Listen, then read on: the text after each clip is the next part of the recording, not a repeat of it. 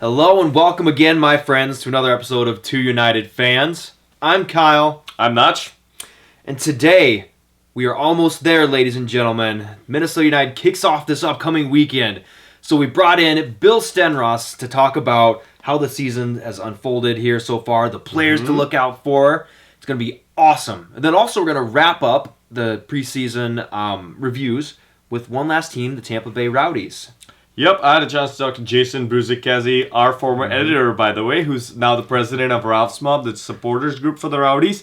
So we'll hear what he has to say about our opponent this week, which are going to be the Rowdies. Our first game is our own away game. But before we get to that, let's talk about a couple of new things. The first of which was the kit launch. The kit launch. Yeah, Minnesota United revealed new jerseys this past Sunday, and you were there. I did. I swung over to the Mall of America. They had it right in the middle rotunda with everyone watching. It was a really cool event. People were lined up on all the balconies all the way up.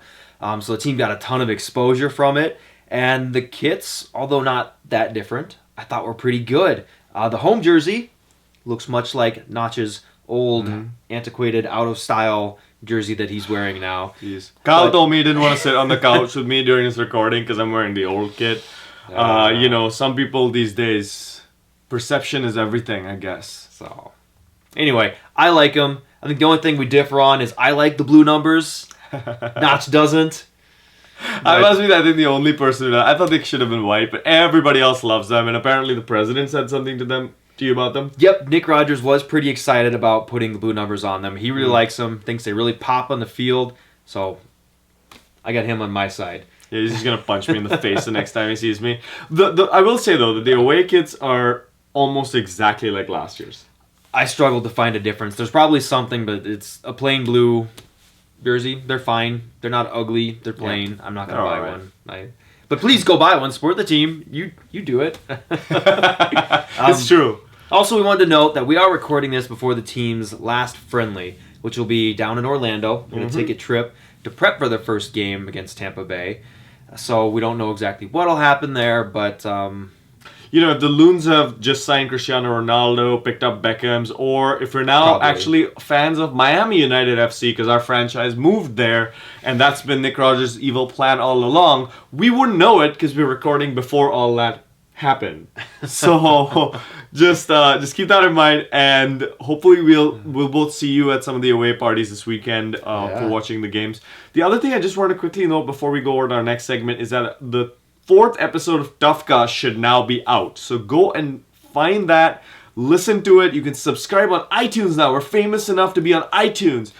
You can subscribe on Stitcher. You can find us on SoundCloud. There's probably other places to find us as well. Walk up to us on the street and ask us, to read. We'll reenact it live. Exactly. No, just we won't. For you. I'm sorry. You pay us enough, maybe. All right. Let's get to it. Let's get to it. We're going to take a quick break and come back with Bill Stenross. Hi, I'm JC Banks, and you're watching Two United Fans. Welcome, people, to the party room today. I'm here with Mr. Bill Stenross, and we're going to talk a little Minnesota United preseason. As you guys know, the game is coming up this weekend. By the time we release this, we're only a few days away. We are actually going to see Minnesota United play a game finally. I'm excited. Are you? Absolutely. I'm thrilled to finally get to see Minnesota play a game that means something. I know. The 30-second little highlight clips of cool stuff has been great. It's tided us over. It's time for a full meal now. But we're going to talk a little bit about what you can expect coming into this season. What we've seen as some of the good player movements, some of the tactics that you might expect, and what to watch for this year.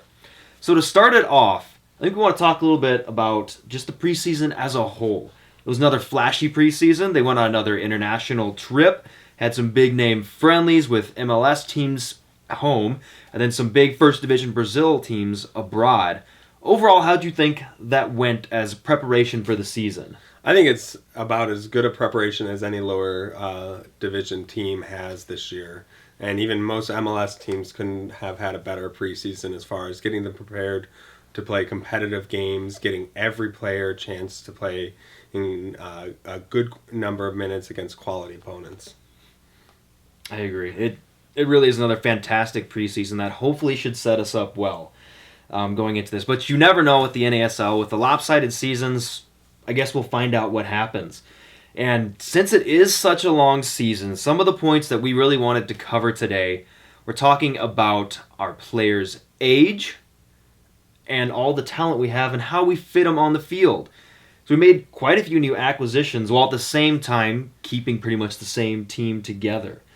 What I'd love if you could really help us understand, Bill, is to kind of walk through the team from the back to the front on those 2 points about the age and how the talent's all going to fit there to make it throughout the whole season.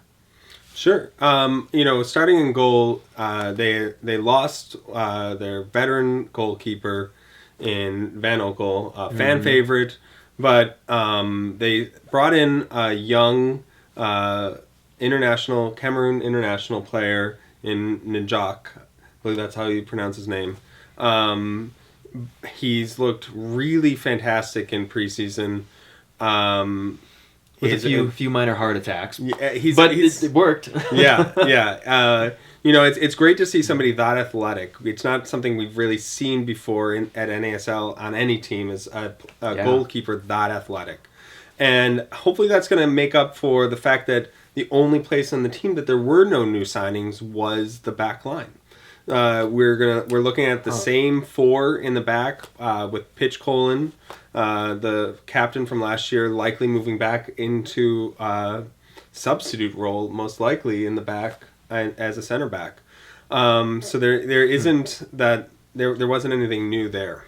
I think one thing you mentioned with the keepers before we jump on to the back line a little bit is Jock and his relationship with the back line. Since he is such an athletic keeper, he's probably going to be playing kind of that sweeper-keeper role, I think you would say. Do you think... Absolutely. Do you think that's going to be part of the strategy for the team? And also, how do they switch out goalkeepers as well if they're going to completely use that as a strategy? I don't think Mitch Hildebrand's going to see a lot of time unless Njak gets injured. I think what we've seen in years past is Manny Lagos has picked a keeper and stuck with him until he's gotten injured, and then brought in, usually it's Van Oekel. Last year it was Mitch Hildebrand, and he's going to give Mitch time with the first team in practice, but most likely it's going to be Njak starting most games. Gotcha. So with the back line, I think one of the things that you just mentioned there was no new signings. Yep. There's some age there. Yeah, and I think that's the one thing that will make some Minnesota United fans breathe a little easier, is knowing that Pitch Colin's moving back there. It does mean, will he even start? Will he start? The captain from last year, is he going to start? But it is good to know that we have a little bit of depth of veteran experience there, because other than him, it's the Kallman brothers, who... Brian Kallman is a veteran on the team, but has not seen a lot of minutes in recent years. And then you've got Brent Kallman, who likely needs a year or two of consistent play time to develop into the defender he could be. Gotcha. So let's take a step forward now to the midfield, which is completely different. We were talking before this video, the midfield we thought was pretty good last year. Didn't see it as an issue. That's where almost all of our signings happened. How is all that talent going to fit onto the field? I have no idea. You look at previous years, a lot of last year the signings were real high-quality players. Previous years, a lot of the signings were cast-offs, and it didn't feel like they were cast-offs this year. They were quality players who got significant minutes or were viewed as starters or a key part of the team. They signed J.C. Banks, who I'm not sure how much time he's going to see on the field, yet he was the MVP for the Rochester Rhinos last year.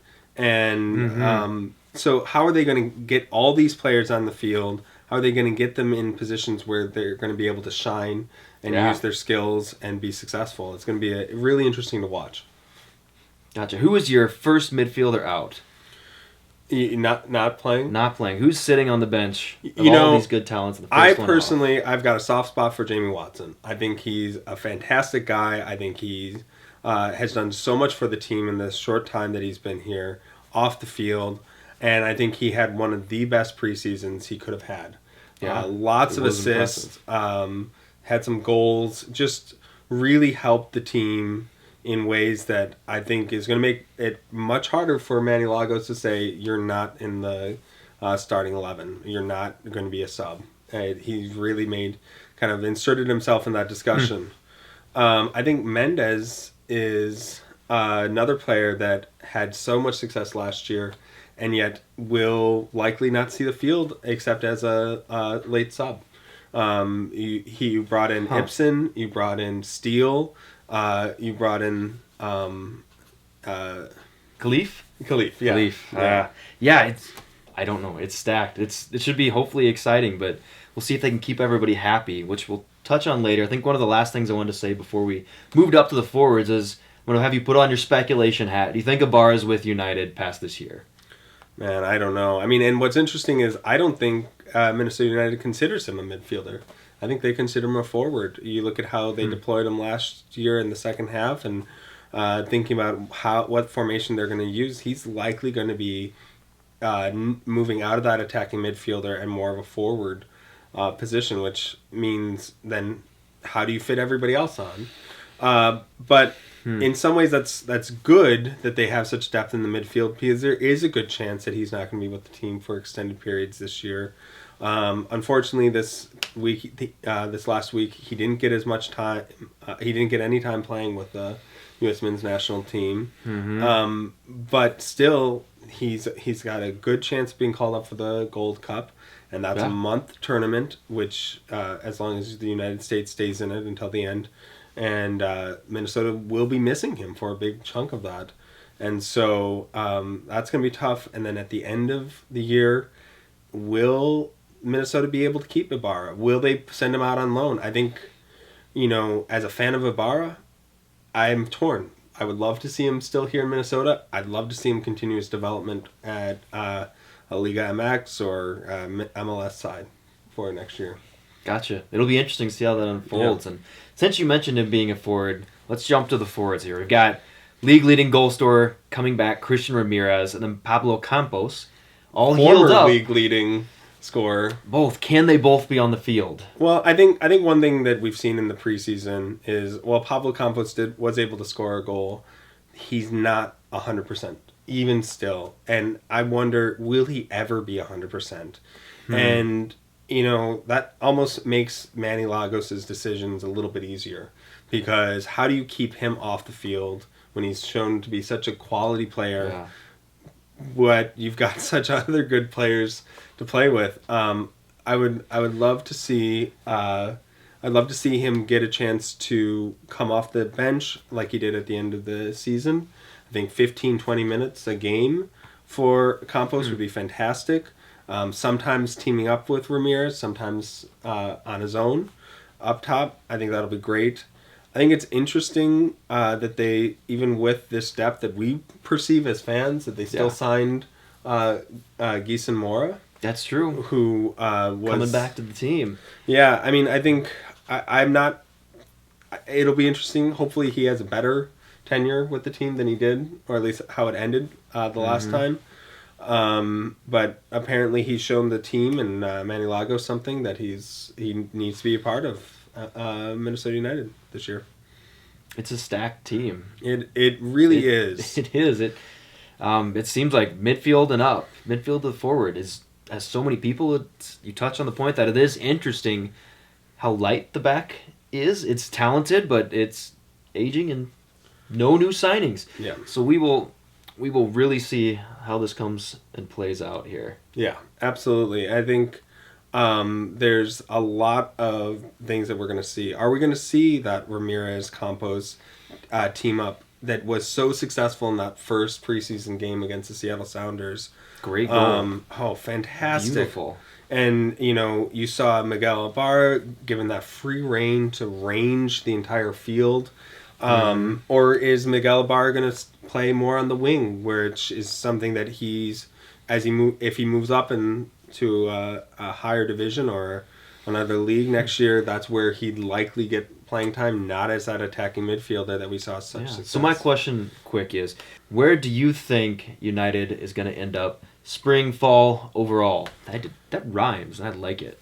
It all depends on how Lagos does with rotating the squad. If he can rotate the squad, if he can keep everybody happy, keep everybody on the same page, I can't see Minnesota United not winning the entire season. Even with the double game weeks, they've got so much depth. They've got so much talent. They should overall win it. Still, I'm predicting that the Cosmos are probably going to win the spring season. I'm a Minnesota sports fan through and through. You can never. I'm not used to having a team that's dominant and to root for. So, I expect something to happen. A game that they lose that they should have won, or a draw, and they end up losing on points to the Cosmos. Yeah, and I'm on the fence. If I have to say mine, honestly, I really think this team does have the talent. So one thing that I'm having a hard time deciding, I'd love to get your guys' take on it. But we know that the NASL as a whole has made some great signings, has really improved over the year. And Minnesota has as well, but has the league itself jumped higher than just Minnesota did? And that's where I get this feeling that I don't know. I don't know if United is going to be as dominant as they were in the first half of last season. I see this more as what they looked like towards the end, where they were actually battling it out a bit more. They kind of closed out last season on a low for themselves, but I see them having to fight a little bit more with the other teams having individual players who can pull out these great performances, who can go out there and score 1-2 goals a game, and United's going to have to pull out great performances every game to win both seasons. I still think United is number one overall at the end of the season, but I do think they will again lose one of the seasons, either spring or fall. Sure. I don't know.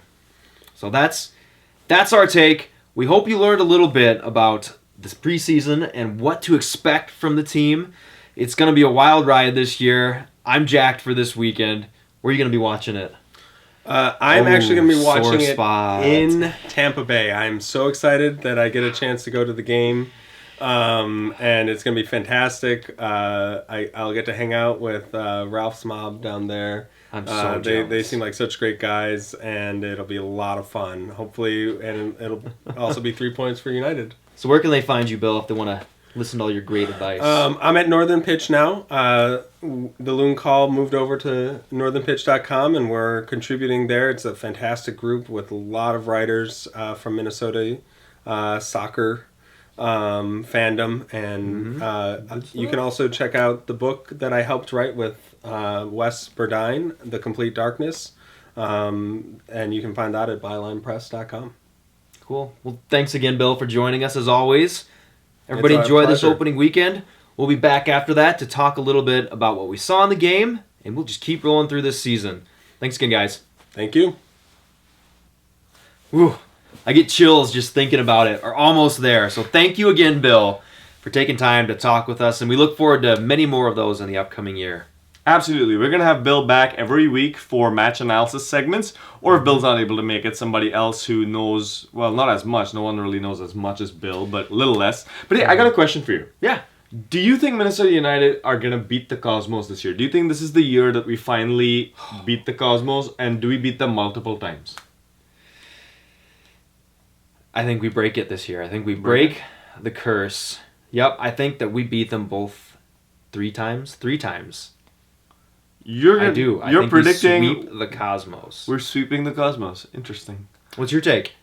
I think we beat them at home. I think we struggle away, and maybe I don't know. I can't predict the away game, but like I think we beat them at home. I think that's a distinct possibility this year with the crowd we're gonna get and the players we got. We better.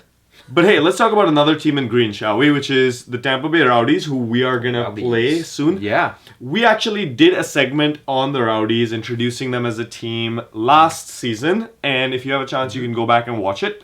So let's catch up and hear about more current things and how this past week's game went for them and what they're looking at this coming week. For that, we're joined by Jason Bruzzichesi from the Tampa Bay Rowdies, and we're going to take a quick break and come right back with him. I'm Brian Coleman. You're watching 2 United Fans. Hey everybody, welcome back to 2 United Fans. With me on the line is our former editor, president of Ralph's Mob, all-around awesome human being, and many other compliments which I'm not thinking about right now, Jason Bruzzichesi. Jason, thank you so much for joining us. You're welcome, guys. Thanks for having me. Yeah. So you're here to tell us a little bit about what the Tampa Bay Rowdies did this past preseason. So why don't we just get to it? What have the Rowdies been up to? I hear for one thing they're stealing a lot of strikers. Well, Well, there was a big fire sale down in South Florida. I actually thought that we were going to steal their coach too, but I couldn't be happier with the one that we ended up with, to be honest with you. Thomas Rongren. He doesn't like being called Tommy. We just found out because it sounds too cute. He likes to be. He's Dutch, so he wants to be very aggressive and assertive and manly and everything like that. I am Thomas. I did not know about him. He wasn't on my radar. And then as soon as we hired for Karishi, his name was the first one to pop up. Everybody said, "Oh, these guys work great together." They had the mutiny to fall back on. They talked about his time at DC United when he won championship there, his time as a U20 coach and everything like that. So to land a coach of that caliber was surprising. I mean, we looked around. We thought, oh, okay, maybe we'll get an NASL retread. Maybe Gunter will come back from Austria and come play up here with all of his other players that are here eventually. Gunter Kronsteiger. No, it's not Kronsteiger. What is Kronsteiner? Yeah. Sorry, Gunter. Anyway, he's a phenomenal person. I like Gunter a lot. But I honestly, seeing what Tom has built here, it blew me away. I mean, again, not a knock on Ricky Hill, just that Ricky was very much a player's coach, and the players liked him, but the team didn't always respond to his coaching style. It was 4-3-3 every single time, 4-4-2 every single game, and around the 80th minute, they subbed in Lucky Moxana, and that was the sub for the game. We're down 6-0, doesn't matter, put Lucky in it forward. We're up 3-1, doesn't matter, put Lucky in it forward. So it was a little bit. It was a little frustrating for us as the fans to go from, we think that where you have one of the best rosters in the league, to finishing 7th overall or 8th overall, and it was just, it hurt a lot, to be honest with you. And so let's talk about that new roster. What's going on? Obviously, we have probably the majority of all the strikers that made it the championship last year. Honestly, standout guy is going to be Stefan, Steph to Death, if you want to follow him on Twitter. Stefan Antoniovic? Yes. First of all, he's 6'11,000. 6'3", 6'4". I don't know. He's probably 6'4". 6'6"? Okay. He's 6'6". But the guy does not run like a goofy, spindly, awkward guy at all. He is incredibly fluid, and he is all over the field. The game last week where he was up against he was marked up on a guy who was 5'5", so it was no big surprise that he got a header in the box on a set piece. And then he's saves in the box. He's an all-around phenomenal player, and I hate to give the guy a lot of love, but he's phenomenal. I really am impressed with him. Mm-hmm. I saw you'll have Camille Santenloff. I forget how to say his name. The goalkeeper. Camille, yeah. Also, another ginormous dude. Fantastic. Honestly, I saw him against Philadelphia Union in the preseason, and we're like, wow, who the hell's that? And they're like, oh, that's the Strikers' former keeper. We just signed him. Okay, great. And then, the list of all the Striker players started coming in. We're like, wow. The big thing is that I guess Tom Rongren talked about was the spine, the defensive spine. So Stefan, amazing. Darnell King, phenomenal guy. Tamika Makindawara, who we had last year, really solid player. And yes, we have the Frosted Goon now, and Brad Rusin, who is by far the prettiest player on the team. And I have to call him pretty because it's a little intimidating to be in the room with them. Besides Saragossa. And Saragossa is also a very good-looking man. I'm not going to lie. So, go ahead. Oh, I was just going to say, can you tell me a little bit about, also, we were talking before the game that Keith Savage, one of your center backs, is now going to be out for the rest of the season. Yeah, Keith suffered an ACL injury at some point during the game, last weekend. We don't actually know because for about 20 minutes or so, the broadcast feed was down from San Antonio. So we had probably 200-something people in the Rowdies Den bar freaking out because just as the defender came in for the scissor kick, the scissor slide tackle, the feed cuts out, and we have no idea what's going on. everybody's furiously getting to their phones, checking the game day feed, trying to figure out what's going on. Apparently, we scored at some point too. And but Keith Savage is actually out for the year with an ACL injury. The fortunate thing is that we have 24, 26 players on the team, so depth is not an issue. Great. And I hate to say that Keith is replaceable, because he really isn't. He's been just a stalwart for the team, but there are guys that can step up. What's his name? Guerrera stepped in immediately and had a fantastic game. So we're actually pretty confident that even though we're losing somebody as good as Keith, there's somebody just as good right behind him. So tell me something, looking forward to the whole entire season. One quick question, where do you expect the Rowdies to finish in the spring, fall, and final? You don't have to go into too much detail about why. Just give me some predictions. And the next thing is, what kind of game do you expect the Rowdies to play? Attacking, defensive, a mix? What kind of scores can we expect from the Rowdies? It's going to sound homeristic, but I think we'll take the spring. Truthfully, we came out strong, 3-1 against San Antonio, and that one was kind of a last minute. Everybody forgot that there was still a game going on in the 90th minute type situation. I think Minnesota is going to be the biggest challenge for the entire spring. No offense to anybody else. I saw some of the New York game, and while they have a fantastic lineup, they did not look very good against Fort Lauderdale. Mm-hmm. I don't see Fort Lauderdale as much of a challenge, and I think a lot of it has to do with the fact that this team has played together, conditioned together since January. They had 11 different preseason games and went 7-2-2. They are gelled as a team. They remind me, honestly, a lot of Minnesota United from last year. So I think they'll take the spring. I think they'll finish probably second or third in standings overall, because there's always going to be some teams that are going to feed into the top level teams. And I think that we'll see them in the playoffs. If not, everybody says we're going to be in the championship, but I think we have the perfect stadium for it now. Mm-hmm. So and what kind of game do we expect?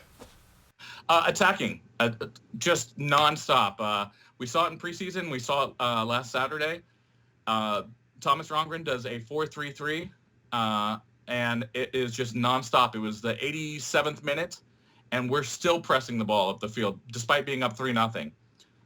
We're still attacking. There's still sends on the end. And honestly, that conditioning really pays off, because you're not seeing guys sandbagging it in the midfield or just kind of kicking it back and forth or doing the boot into the atmosphere and clearing the ball. These guys, they want to score again. I've never seen a hungrier team from this franchise. And I got to be honest with you, it's a breath of fresh air compared to the bunker ball we played last year. I know Bruce McGuire will be very happy about the numbers that we put up, as long as it's not against Minnesota. Bruce just got mentioned in another episode. I think this brings his streak to every single one. But hey, Jason, I think we've run out of time for video right now. I want you to tell the folks really quickly what your Twitter handle is and where they can find Ralph's Mob. My personal Twitter handle is Bruzzichesi, which is not very easy to spell, but it's BRUZZICHESI. But you can always find me or any of the other guys at Ralph's Mob, RALPHSMOB.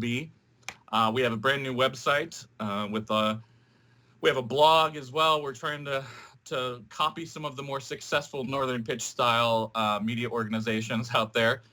But for the most part, we're all over social media, Twitter, Instagram, Blogger. I don't know if we have a Tumblr. Do we have a Grindr? I don't know. We have something. We got something. Just cool. Swipe left for us. We're all very pretty. I'm sure. And hey, while I'm at it, I'm just going to throw this out there. For those of you who want to learn a little bit more about the Rowdies, go listen to the Unused Substitutes podcast and check out their website too, Unused Substitutes. That's where this Keith Savage news broke this week, where Thomas Rongren announced it live. That's all the time we've got. We're going to take a quick break and come back with Kyle and myself. Thank you very much for watching another episode of Two United Fans. We're glad to have you here. Absolutely. Now, make sure you subscribe on YouTube, you like us on Facebook, you, what's it called on Twitter? I think it's called follow. You should follow us on Twitter. You should find us on services that we're not on, like Instagram, too. Read our blog on Northern Pitch. Sometimes we write stuff, too. Mm-hmm. And finally, Finally, listen to us. If you're tired of looking at these faces, you can stare at a blank screen and still hear our beautiful voices with TUF Cast. This is a weekly audio pod we're putting out. Check us out on iTunes, Stitcher, SoundCloud, and something else that we automatically upload to. We are everywhere, ladies and gentlemen. Thanks again. See you later. Goodbye.